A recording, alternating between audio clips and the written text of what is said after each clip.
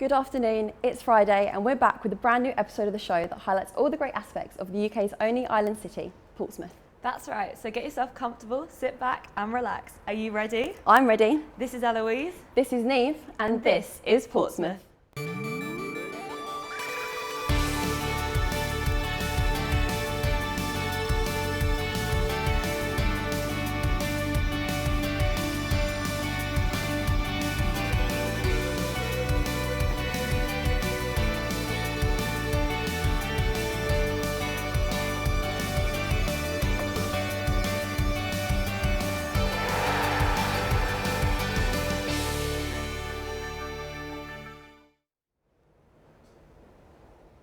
It's so great to be back, and it's worth mentioning that this is our very first show of 2021. Yes, we're back and we have a lot of great local stories to show you. Coming up on today's show, we'll be talking with two Portsmouth Women FC players about their time on the team and their most memorable highlights.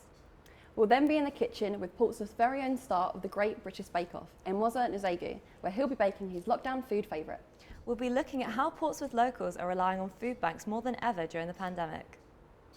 Then, finally, we'll be talking to a team member of the new Ravelin Sports Centre project and discussing how it's one of the UK's most sustainable facilities. But first, the University of Portsmouth offers its students the chance to take time out of their studies to do a placement year. That's right, it's time to talk with three students who have taken part in the scheme, as well as Creative Careers leader, Eliana Lee Gibbons, who explains why the scheme is beneficial for both students and businesses.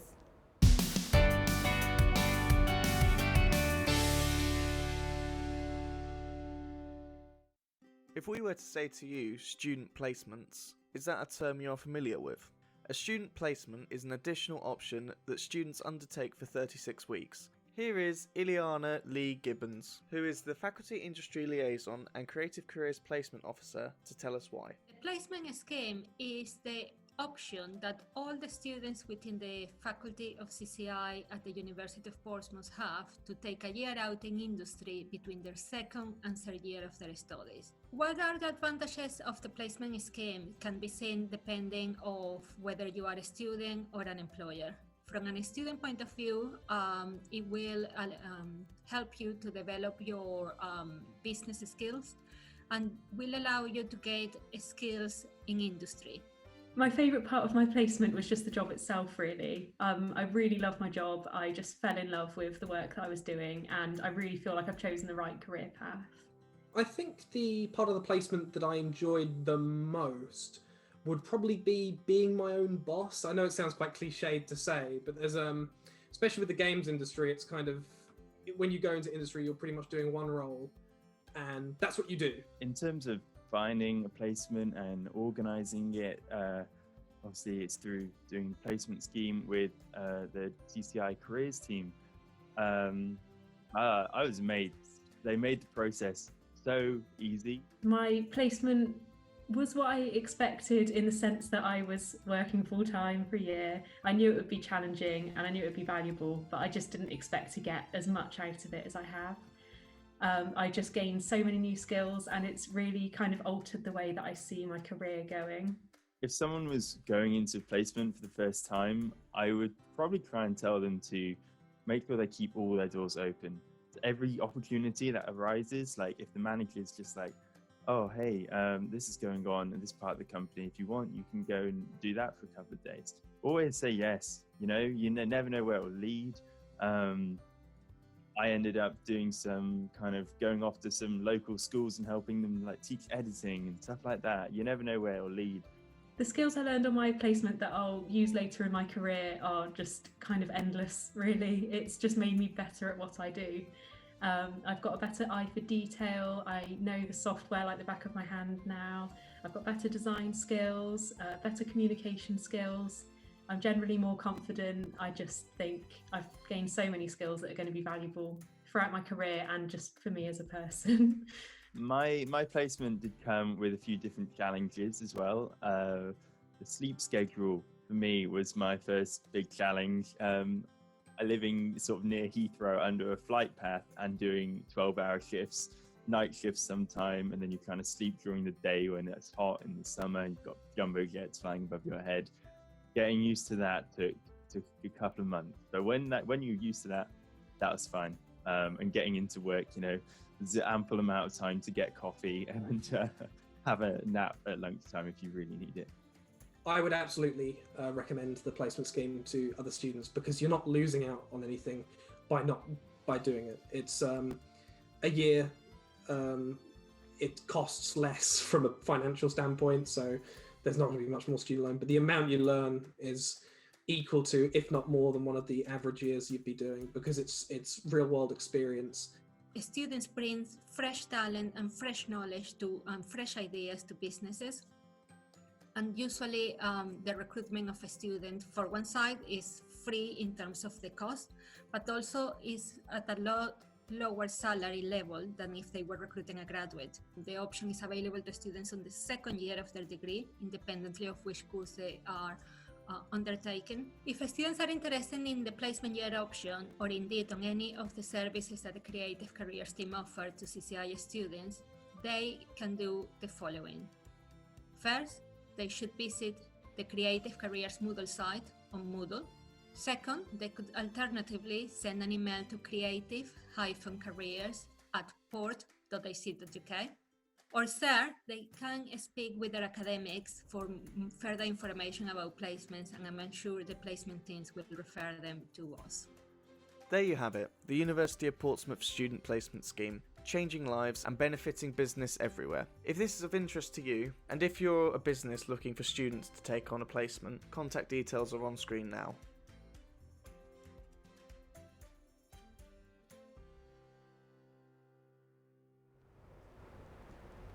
What a fantastic scheme to be part of. I agree. It really sounds like it's something for everyone, and that's what makes it so great. Now, time to meet two ladies from Portsmouth Women's Football Club, Hayley Bridge and Danielle Rowe, who will give us an insight into their time at the club and also their most memorable moments.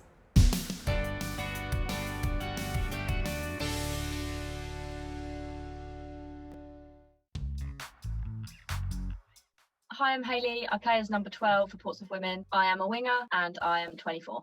Hi, I'm Dan. I'm 24 years old. I play number 4 for Portsmouth and I'm currently playing in defence. Growing up, I think I started playing football just in my garden because I have a brother, and then I really liked it, so I started playing at school, and I actually joined my primary school team, but it was all boys at the time, but I remember they let me play. And then I just played grassroots really for a really long time, up until I was about 16, so I never would have thought I was playing at this level now, I don't think, especially from a younger age. I think my interest in football started really from my dad. Started playing for a boys team from a very young age. It was only sort of when I was a bit older that I actually started playing, girls football. And I guess at that time I was just playing for a local club near me that probably no one's ever even heard of. So, to be at Portsmouth now, I definitely wouldn't have expected to be where I am. So I think my career started to develop when I actually joined Worthing College. So I joined there and they had like a sports academy, and through my teenage years I'd never really played at a high level. I just played for enjoyment and because I thought I was probably quite good, but I never really thought it would go higher. And then eventually I ended up joining Brighton. That's when I thought that football can go further. I'd say that's a big moment that kick-started it, and then from then on haven't really looked back. I think my career in football really started to develop when I got scouted for Brighton. I was just playing for my local team. It was just sort of luck, to be fair, that someone came to watch one of our games. And then I'd say that the real turning point was when I was involved with the first team, working my way up through the ages, playing development squad, to then make it into the first team and, start making appearances for them. I would say that was probably when my career took off as such, and has obviously led me to playing for Portsmouth now. So my debut for Portsmouth was against Watford in the league. It was a really good game. We did lose. We lost 2-0, but all I remember from it was how we played really well, and there was a lot of good things that came out of it. And we actually played Watford the week after in the Cup and we beat them. I remember my first match for Portsmouth, or my debut, was a few years ago. It had been quite a long time since I'd played a full competitive game. So, you always want to impress on your first game as well. So I do remember being really nervous, but also there was so much excitement as well. But yeah, we did end up winning 6-0, so it wasn't a bad debut anyway. So being at Pompey, I think my main the main difference has actually been just my confidence and just playing football every week and feeling like there's trust from the manager and from Jay and the girls around me. I think it's probably the nicest atmosphere I've had at a club. I feel that my personal progression at Pompey has really come through just being given the freedom to sort of play how I want to play. This year I'm now playing in a slightly different position, but I think that's actually really helped me and it's actually got the best out of me, which I never would have probably realised. I think one of my best moments so far in the Pompey team, although the last 2 seasons have been quite disrupted, the game at Cardiff away last season really stands out to me because it was 1-1 for a lot of the game, and then Ailey scored a really good goal in like the 80-something minute from quite far out, and I just remember that feeling of being like we've won the game, and it was a great performance from everyone. I remember no one walked off that pitch thinking they had a bad game. My favourite moment at Portsmouth, I mean there's always a big rivalry between Portsmouth and Southampton anyway, but even more so for this game. We played Southampton women in the quarterfinals of the Hampshire Cup. We went 1-0 down and ended up winning 2-1. So from the news that we've just heard that lockdown's going to be easing and hopefully we'll be getting back to playing football and even having fans back, it's just really exciting. Can't wait to get back to playing football and training and being back around the team.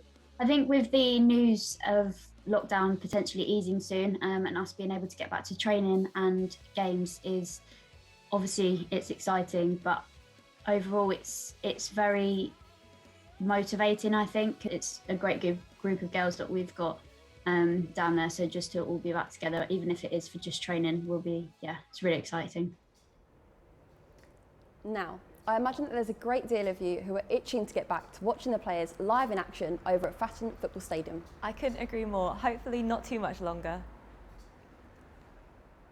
Now, with all the news lately focusing on the coronavirus pandemic, we thought we'd share with you some positive local news.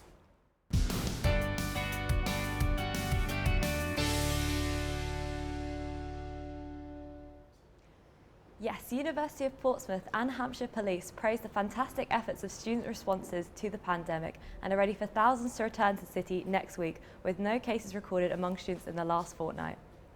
More than 500,000 doses of the COVID-19 vaccine have now been delivered to our communities in Hampshire and the Isle of Wight.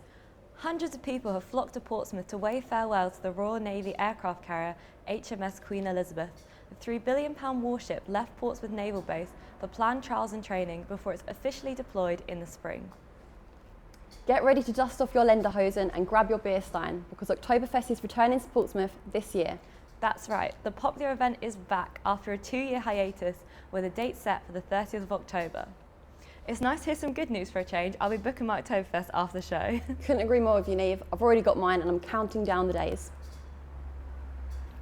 It's now time to head to the kitchen with local chef and sustainable eating advocate Enwaza Nzegu. Yes, let's see what sweet treats he has in store for us today.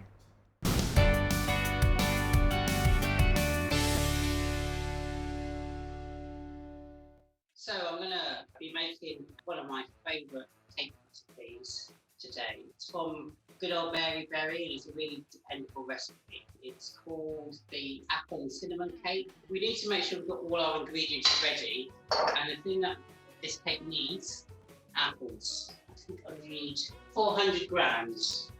So that's 400 grams of actual apples. Pour that. Okay, let's clear away the scraps.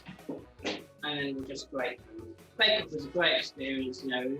Getting onto the show, I just never thought I would get onto it because obviously thousands of people applied to get onto the bake-off. 13,000 applied the year I applied.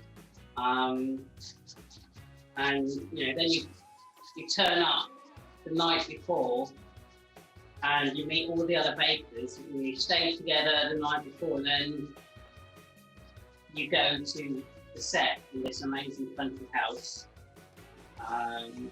and you walk into the tent, and suddenly you are in the TV, and everyone's just looking around, just going, I can't believe this. How did we get here? There's 406 grams in there, which is just about perfect.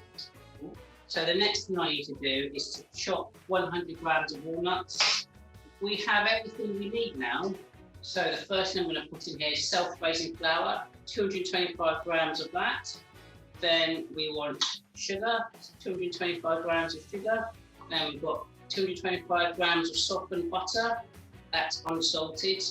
225 grams of sultanas. And 3 eggs, apples off to the side. Also, we want to add some cinnamon. 1 teaspoon of cinnamon here, and 2 teaspoons of baking powder. So I'll put the chopped walnuts in as well. You can do this by hand, but I do recommend having something like this. So during lockdown, we've been baking and cooking more and more. We weren't big takeaway people, and we believe in home cooking. I think the difference for us for lockdown is that we've been sitting down together for meals together rather than eating at different times, which has been nice. Okay, so we have our mixture. The temperature of the oven is 160 degrees C. What you want to do is kind of put a quarter of the mixture in each tin. You just want to get a thin layer in the tin because we're kind of creating a sandwich where you've got cake mixture, apple, and cake mixture on top. So I've got 1 layer, thin layer at the bottom of each tin. I'm now going to layer this really delicious apple, and now we're going to add the next layer of cinnamon cake mixture. So it's going to be like a sandwich cake. So on the top of one of them, we're just going to sprinkle a little bit of this soft brown sugar. And the other thing I'm just going to put is some walnut hearts, just to decorate. So there we have it. We have our 2 cakes. They're ready to go in now. So when I'm not baking, I work for the University of Portsmouth myself, working in the IT department. So I help build the systems that support all the students and all the administration that goes on behind the scenes. I really like to keep myself busy and active. I mean, I've got 4 children. My wife and I both work.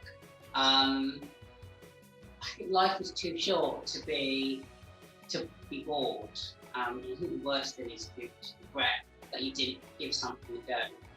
I have a small food company that I set up from scratch. Worked with some students to do the website design and the branding, and that's nice. That's for me about connecting local producers, farmers, essentially, with the local community. Why go and buy food that's come from halfway around the world, but it's been grown 15 miles away. Okay, so it's been in the oven now for about 50 minutes. The timer's going to go off, and we're going to go and check it and see whether or not the cake is baked. And so I'm going to use this trusty knife. There we go. Let's go and see. Right.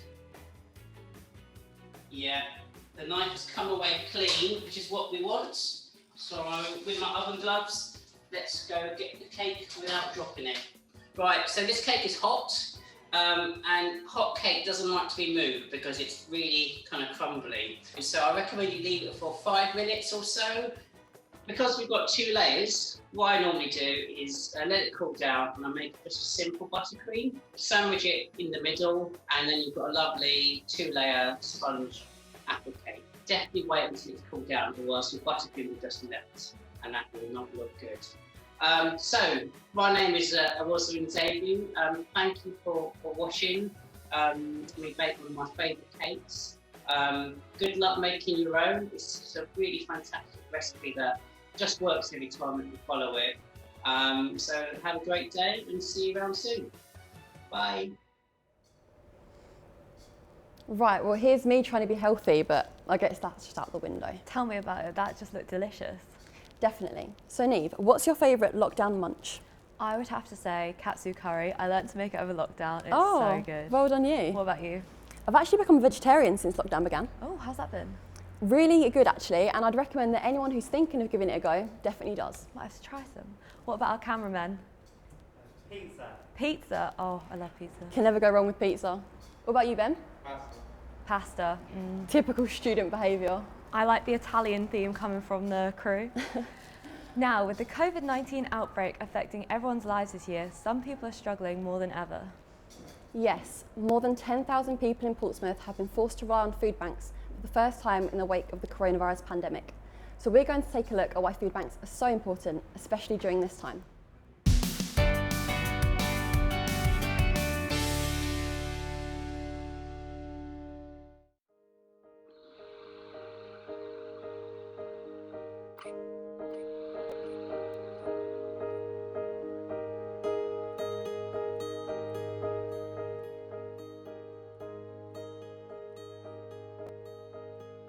I'm Emma and I'm in charge of the Portsea Food Bank that runs here at Harbour Church.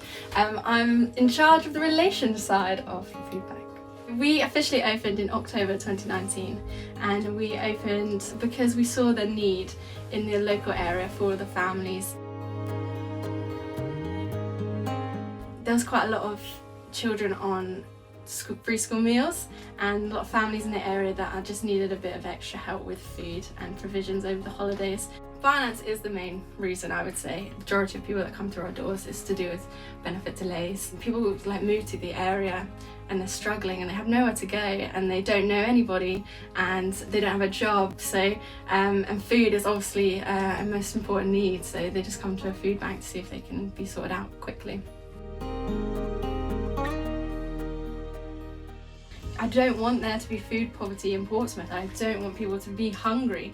And there's just so many stories of kids in the area where they're just going hungry every night. I don't think the issue of food shortage has been taken seriously enough in the UK because there is still so much food poverty going on across the country and I think the government really need to do more to help combat this.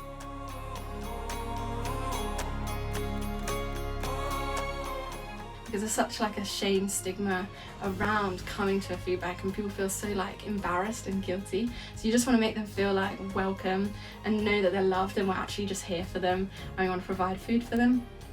Definitely come to a food bank. If we can't provide for you straight away, we will make sure that we support you in any way that we can. There is definitely no shame or stigma, but actually we are not there to judge you, we're there to help you, and we understand that there are difficulties in life, that there are pressures and strains of finances and having kids and stuff like that. We understand and we want to be there to provide for you.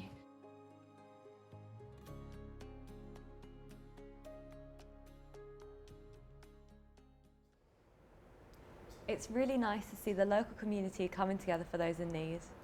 Yes, more so than ever in these times. And if yourself are struggling or want to help volunteer, you can get in touch by heading down to St George's Church in Portsea. Or by their email, foodbank.harbourchurchuk.org. Right, we know that being stuck at home has been hard for everyone, so we thought we'd show you something to look forward to. Yes, the University of Portsmouth is gearing up to open its new Ravelin Sports Centre.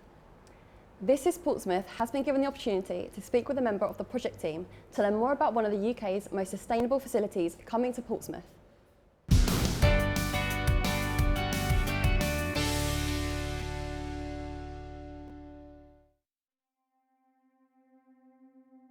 With brighter times coming, it's fair to say that Portsmouth is on the up, and those of you that have noticed a massive new building just off Museum Road might be wondering what's happening in Ravelin Park.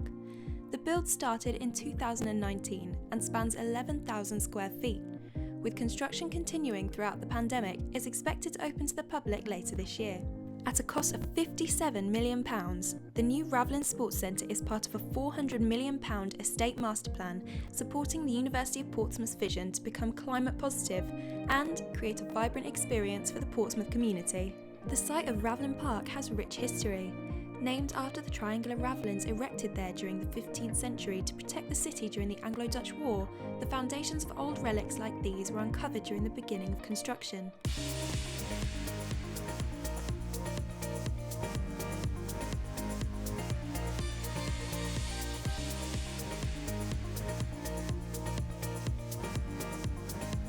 But just what will this facility provide? It will contain a gym with 175 workstations, an 8-lane, 25-metre swimming pool, squash court, floor-to-ceiling high climbing wall, a virtual skiing simulator, and much more. The new Ravelin Sports Centre is certainly going to be an impressive addition to our seaside city. Despite the enormous collection of activities within it, what makes it more than just another leisure centre?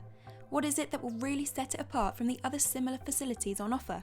It's clear that during every stage of design, being green was at its heart, and it's the environmentally friendly design that really ups the ante. Architects and building companies are always striving to be greener, and this brings huge benefits to the local community and general surrounding landscape. With just one quick look at the building's exterior, terracotta panelling with natural sustainable materials gives it an extremely modern look, and is a smart choice for Portsmouth's sometimes strong winds and salty rain, as they're known for holding their earthy colour and staying strong under bad weather. Up on the roof, huge solar panels have been installed, powering the building with natural solar energy and making good use of the sun. Inside, an internal heat recovery system means that less power will be needed to heat the building, hugely reducing the carbon footprint and making Ravelin very polar bear friendly. Stepping away from the more architectural side of the centre, a new parkland surrounding it has been filled with an array of wildflowers and trees, developing the already immense biodiversity of the city and giving the community a new place to walk amongst nature. If all of that isn't enough to convince you that this centre is certainly like no other for its sustainable features, the used water of the swimming pool will be used for every single toilet flush, reducing waste and recycling the water. Any other wastewater drainage will go straight to the urban orchard of the centre, being an automatic gardener and watering system. To top off the wild list of green features this centre has, multiple bird and bat boxes have been placed around the facility, building new habitats and giving animals a safe place to thrive. The project managers have told us of plans to place numerous beehives on the roof, and we all know how important it is to save the bees. Having the orchard and wildflowers right by the hives will be a perfect combination for a healthy colony of bees to flourish. It's won multiple awards even before the building's complete, so it'll be interesting to see what impressions this new Portsmouth landmark will make once open. As the UK's second busiest port, handling an impressive 3 million passengers per year and importing a staggering 3.9 million tonnes of freight annually, being the home to such an environmentally friendly centre must be a good thing, and is a step towards greener development in our beautiful seaside city. There can be a community pride in having such a sustainable centre in Portsmouth. Not only does it have a truly impressive collection of facilities within it, and is something to look forward to as current restrictions lift, it also gives the already hugely diverse city of Portsmouth that extra edge and makes it an even better place to be.